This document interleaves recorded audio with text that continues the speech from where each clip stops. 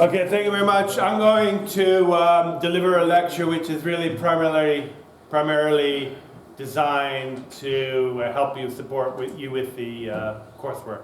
So I've called it Risk Management Processes Focused on Coursework 2, rather unoriginal but descriptive.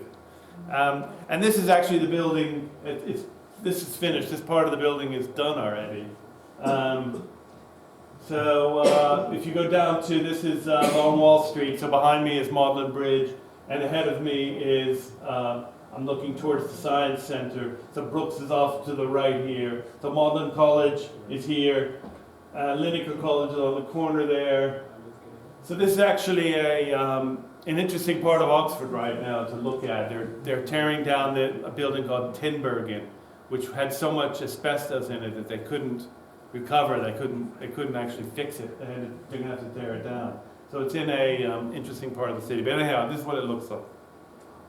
And I've discussed this before, but just to describe it again, risk can be defined as an uncertain event or circumstance that, if occurs, will affect the outcome of the project. So it's purely about the outcome of the project.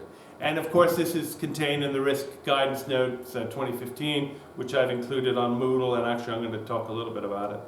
So it's actually a threat and perhaps an opportunity as well. So let's just talk about planning. Planning is possibly the riskiest phase of the entire project. Now it's mitigated slightly by the fact that it's early stage, so you haven't spent that much money on it. But there are plenty of people that are sitting on expensive pieces of property which they can never sell and they can never develop simply because they can't get planning permission.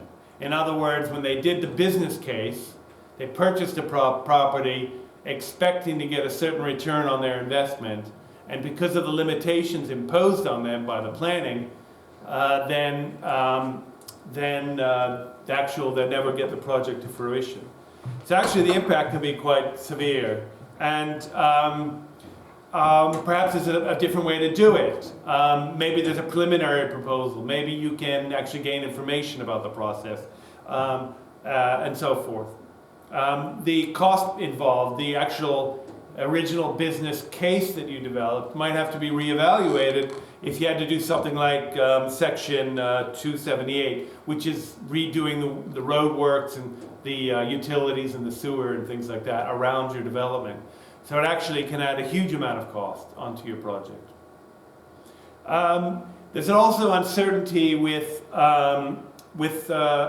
commissioning. You get to the very end of your project, so get through planning permission, get through engineering phase, get through design, you build the thing, and then you can't actually get it opened. And this is one of the most expensive, useless holes in the whole world. This is sitting under London right now. This is Crossrail, and it's been a year already, and it looks like it's going to be another year. Everything is built.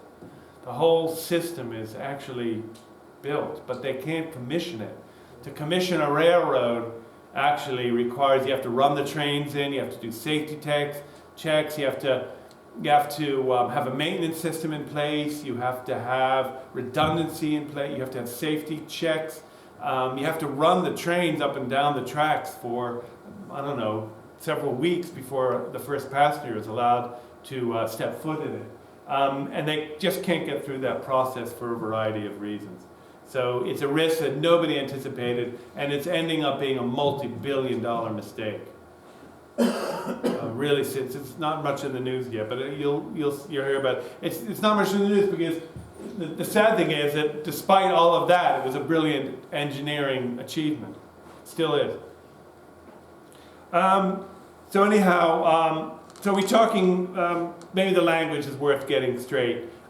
We're exposed to risk. We're exposed actually to a hazard. Now risk and hazard the words are used interchangeable. Of course, they're quite different things. A hazard is something that could cause something nasty to happen to you, something painful. The threat is actually the probability that it's gonna do it. So you could have an asteroid is an incredibly hazardous object if it's hurling through space at great speeds, but the actual risk is really quite low that it's going to do any damage in our lifetime. So anyhow, risk management is, as we've been talking, and I think you've picked up on this quite successfully really, is identifying the risk, and then there's some sort of quantifying effect that it takes on. You actually try and quantify it. The reason you try and quantify it is because you want to be able to set aside money, or you want to be able to put aside some funds in order to pay for it if it actually happens. So you're going to say, well, there's not much chance that this happens, but if it does happen, we have money set aside for a rainy day. And that's really what the management is about. And of course, there's other things you can do. You can mitigate it, you can reduce it, you can try and sort of manage it in a way that it becomes affordable. So anyhow, we're talking about risk exposure, and inception stage, that's kind of where we are right now. Feasibility stage is perhaps a little bit more complicated. But we'll just talk about risks. This comes right out of the new Rules of Measurement 1, which is published on Moodle. I'll show it to you in a little bit. And actually possibly describes better than anything else the sort of product I want from you. It's a very useful, and it's a standard. It's treated as a standard. And it's divided these risks into 4 categories. One is the design development risks, construction, employer change risks, and the other risks associated with the employer. So we'll just talk about these a little bit about what the development risks might be. So these are design development risks, and sort of, things that actually could kill the project before they even get started. Improperly produced brief, inaccurate assignment of team responsibilities, unrealistic program, unrealistic budget, ineffective or non-existent quality controls, inadequate preliminaries of all sorts, which can include planning constraints. Perhaps you didn't even pay attention to the fact that there were serious height constraints over a certain piece of land that you had purchased. The soundness of the design data, what actually is going into design, appropriateness of design. Perhaps it's out of place, it's not ever going to get past planning approval, but perhaps the design won't work for changing climate or for changing conditions of other sorts. Other aspects, with all of these componentized systems coming into place, we're going to need good design coordination. It's a new sort of profession. People aren't quite familiar with it, so maybe the design coordination is not so good. Perhaps the estimating data isn't good. You're taking data from labor rates. Labor rates change, of course, and material costs. Sometimes expanding costs, some shortage somewhere due to a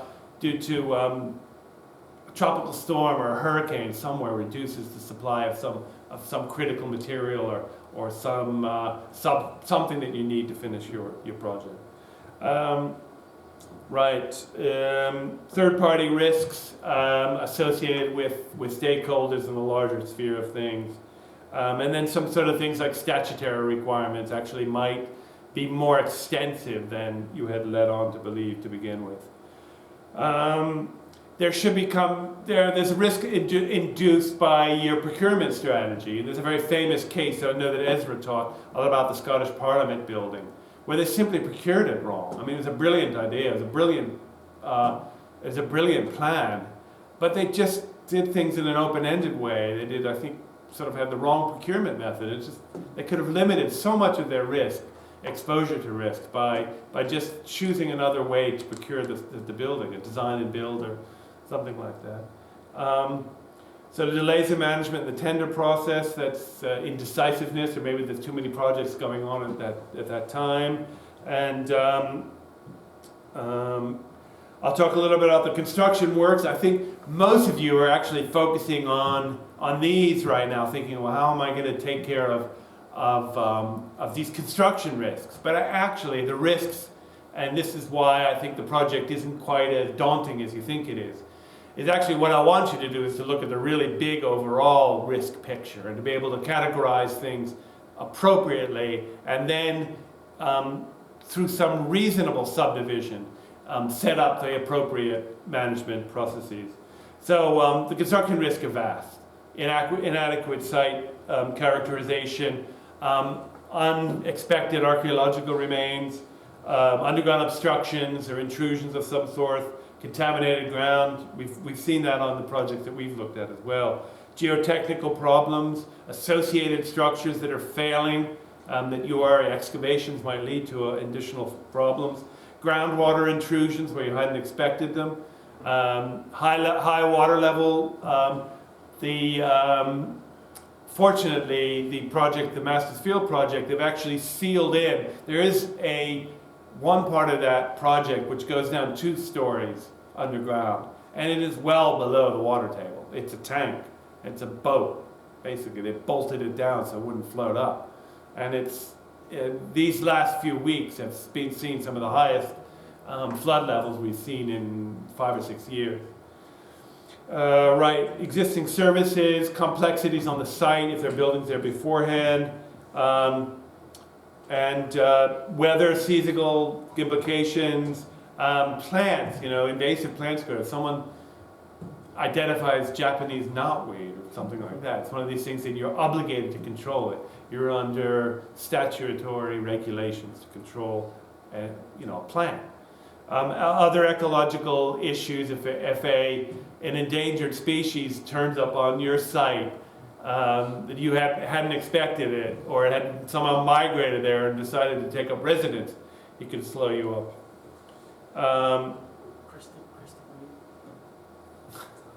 Yeah, the crested duke. Yeah, it's a good one. So, and other things might come up. Physical access to the site has been one of the things that have really held us back a lot, and that's because there's so many small lanes.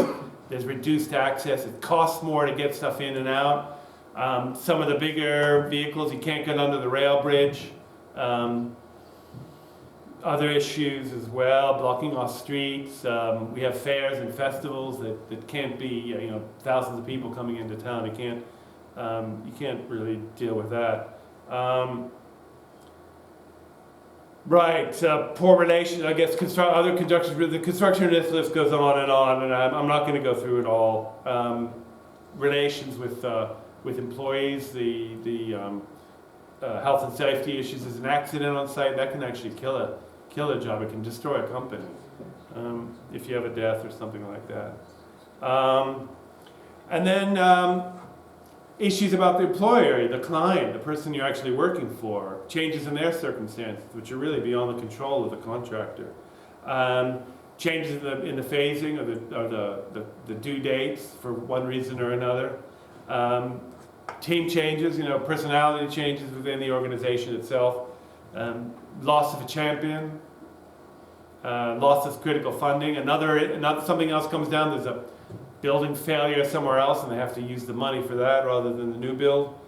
So anyhow, there's some combinatorial kind of cumulative effects, things that aren't really accounted for. Anyhow, I'm going to skip over a few of these. Time scale, I'm going to skip over these. I will talk a little bit about the financial risks because it's hidden. You don't actually see it. And I think the thing that's unstuck a lot of projects, if you're specifying quite specific technical equipment, the company delivering it or the company configuring it or supplying one part of it goes broke.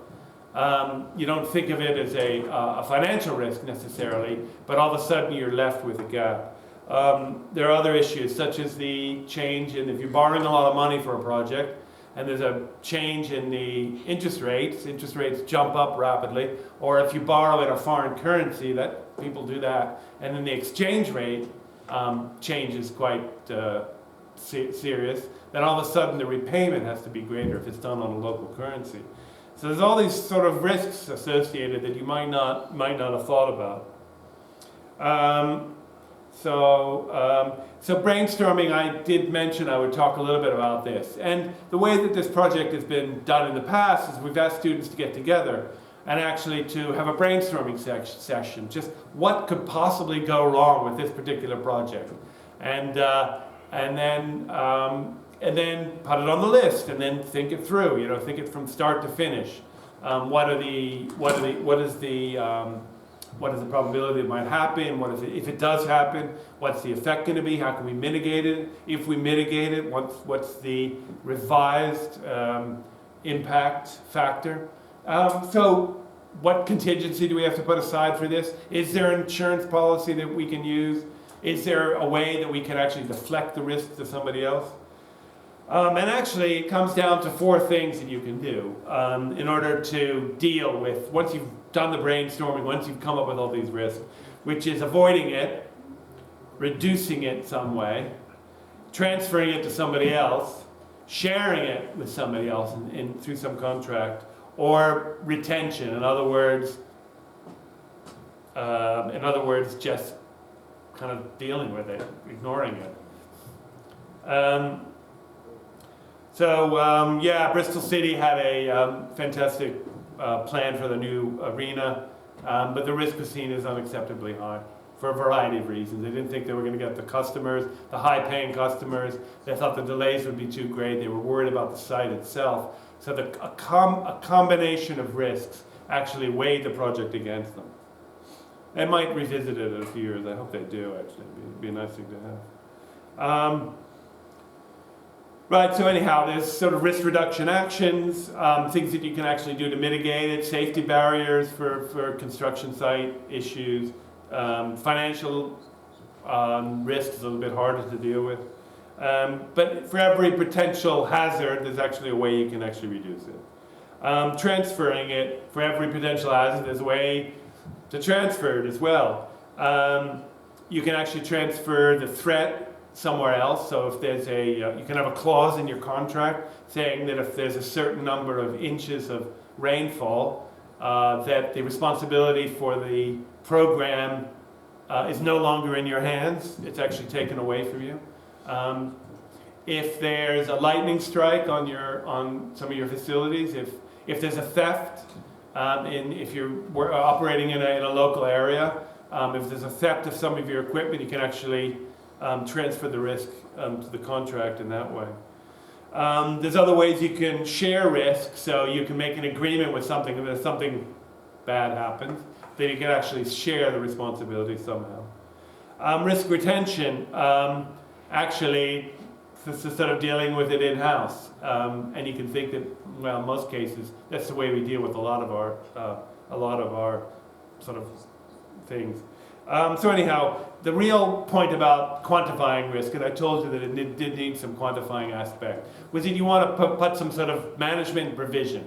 So each risk has a certain amount of work and a certain amount of money associated with it. And what you want to do, and this is what I'm asking you to do, is to kind of come up with a process, or come up with a process where you can actually do this to series of risks, a cascading series of risks that are going to overwhelm this project or work through this project as it goes as. So actually, there's actually it's a qualitative, quantitative mixed approach where you assign things as medium, low, medium, or high risk, low, medium, high impact, and then based on that qualitative approach, you come up with a quantity. So it's taking a qualitative approach and coming up with a quantity. And one example might be an insurance policy. So you have a certain number of people on site. You are building a type of building which requires a certain kind of building, frame made in a certain way. And you simply take out a construction insurance policy that covers a lot of these risks. It doesn't mean you can ignore them. It simply means that you have to manage them according to what the insurance policy says.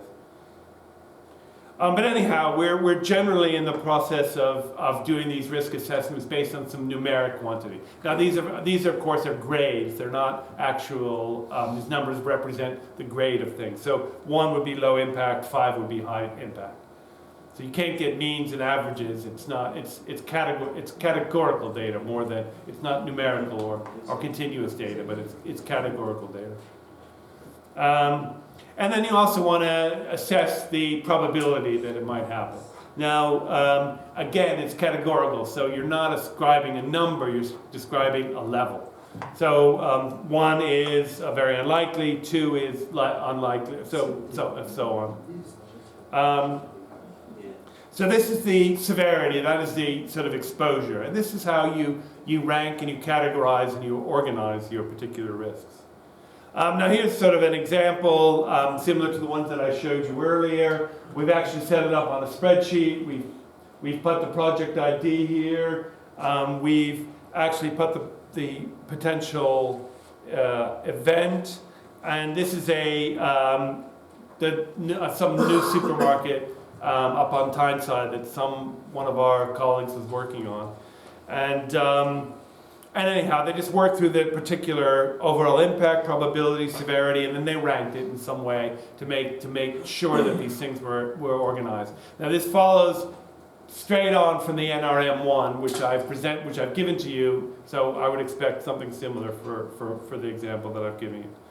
And I just wanted to say that actually moving from a qualitative to a quantitative has opened the field of risk assessment up to a huge number of techniques. And things like Monte Carlo, sensitivity analysis, probabilistic methods where you do these heuristic programming and Gaussian things. I mean, there are all sorts of ways. And risk is now dealt with in a very analytical way. There's software programs which actually can do these things for you. Of course, that's sort of beyond what we're going for here in this class, understandably, but that you should know that there's a bigger world out there of computer systems. And one of the things that we can expect in the future is a general sort of invasion of the risk field with artificial intelligence. So we're actually going to be able to have automatic or semi-automatic systems in place to help us manage risk in the project. We don't quite know how these are shaping up, but it's one of those areas where big data and data analytics, that's just going to come into play. So we don't quite know how artificial intelligence is going to impact on the particular job of risk management, but we do know that it's coming at some point. Now the system, so here we go. So to put it into simplify, this is a way to turn so the expected cost there's a list of unfortunate things or hazards or risks that could happen here. Groundwater intrusion, we have removal of underground services, division of existing sewer. These are things that they're not in the plan, and they might not happen, but if they do happen, they have a certain cost associated with them.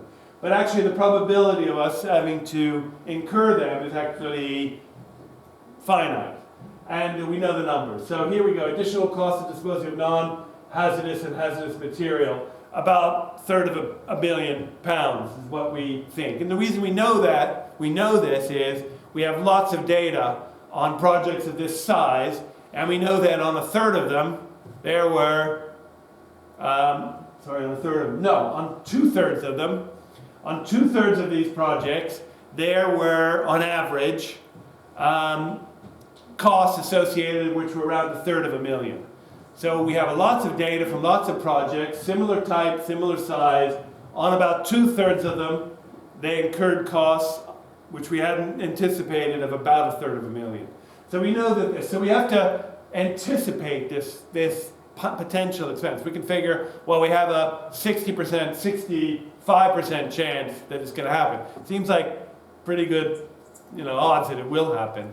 And we know that the expense is going to be quite high, so we better leave aside. We maybe don't need to leave aside the entire amount, but we either need to buy an insurance policy or we need to set aside a contingency. Now, if you look up and down here, there's actually most of these things here are going to happen. So there's a 90% chance that there will be a adverse variation order, a variation order that will actually cost us money as a contractor. There's a 50% chance there'll be some sort of statutory compliance, which we hadn't anticipated, which were going to be imposed upon us. There's a 90% chance of that Japanese knotweed. I told you, this invasive species. However, it doesn't cost very much. So there's a balance between the probability of it occurring and the costs. And it's this balance that you have to ascribe a sort of contingency cost, that you have to come up with a contingency cost. Right. So I am going to jump now to the RICS, the documents that I want you to use to complete your project. So in order to effectively complete this particular assignment, I think you've done well to listen to me, to listen to this lecture, to listen to the previous lectures about risk in general, to read up on these two documents, to look at the examples I've gone, and then to make sure you do original work, and I'm going to see what you can come up with. So the risk guidance notes are somewhere. Here we go. So this is the RICS Professional U.S. Guidance, first edition, and this document is not a particularly long document, but at the end it has a very handy table, which I suggest you use. And I think this explains the approach to this color-coded risk assignment, and a way that the responsibility matrix works, and a good terminology, and then in the appendices, the kinds of examples I've shown you before, but the sort of output I would expect from you. Now it should look a little bit different than this, but there is a way to identify the risk, associate a probability with it, associate a potential cost, and then an area left to assign some way to mitigate it, so some contingency cost for you to come up with in order to ensure that it gets paid for if it happens. And so between this and the new NRM have also a section in the back on risk registers as well. So actually, they have all of the documents, all of the instructions you need to complete this task is included in the documents that I've given you. So I don't have anything more to say. If there are any questions, I'd be glad to answer them. Otherwise, I have only to thank you for coming and wish you good luck with the project.